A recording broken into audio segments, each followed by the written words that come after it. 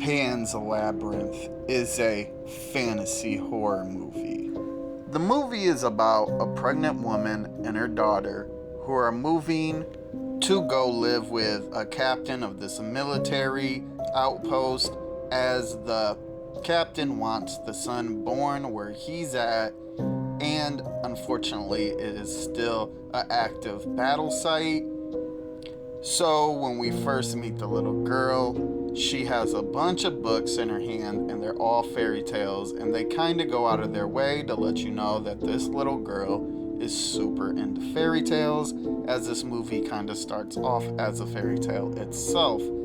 Upon seeing this broken stone on the ground, she ends up putting it back in place where this little fairy praying mantis little insect creature comes out of this stone little statue, and it basically guides her to this labyrinth where she meets the creature on the cover of the movie on the Blu-ray, and the creature lets her know that she is a princess of this underworld king, and he's been waiting forever because she escaped millennia ago, or just a very long time ago, and died, and he's been waiting for her spirit to basically be resurrected in a body. And now she gets this book which will basically make sure that she is still pure spirited and not a human, that will allow her to actually enter this underworld area and meet this king. So she is given 3 tasks, and basically the movie is just her performing these tasks and trying to complete them.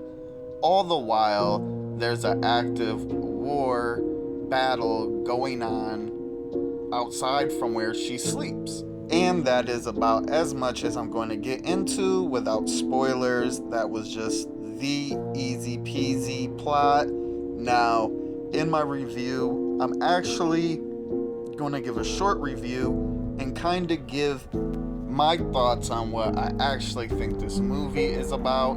And warning, there will be insanely massive spoilers. And I would just recommend watching this movie, as it is a pretty good movie and it's insanely rated high. I think it's like rated 95 and 98 and stuff like that.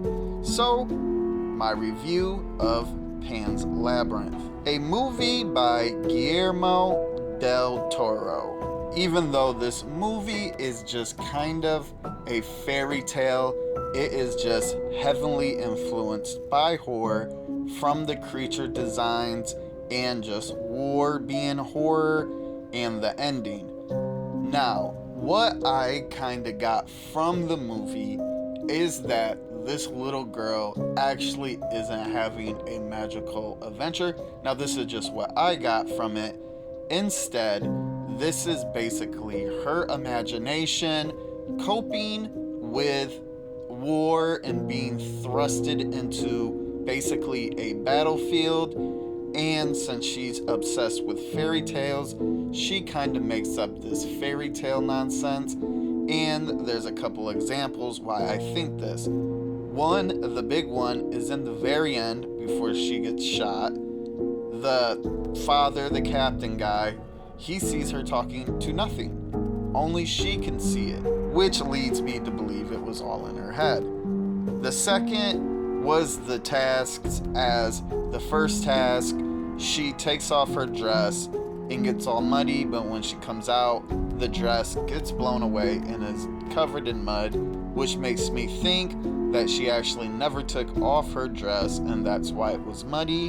The second was just her using chalk to go through this door in her room, which is just easily something you can use your imagination for. And the third one was to harm her little brother, which is understandable, as the mom ends up dying from childbirth and had an insanely horrible pregnancy, which kind of can be like jealousy and anger. And then that's when the dad sees, well, not the dad, but the captain sees the little girl talking to nothing. And there's a couple other spots, but I'll let you see. And at the very end, when she does get shot and she's dying, it kind of makes it seem like the king and queen were her actual father that died in the war and her mother that died from childbirth, which also made me think that it was in her head. And you kind of see in the real world that her physical body dies. So I kind of just feel that the metaphor is that it was her imagination. It never says that. It plays out like it's real, but that's just what I got from it. So, with all that being said, my recommendation for Pan's Labyrinth, this is a movie I would highly recommend.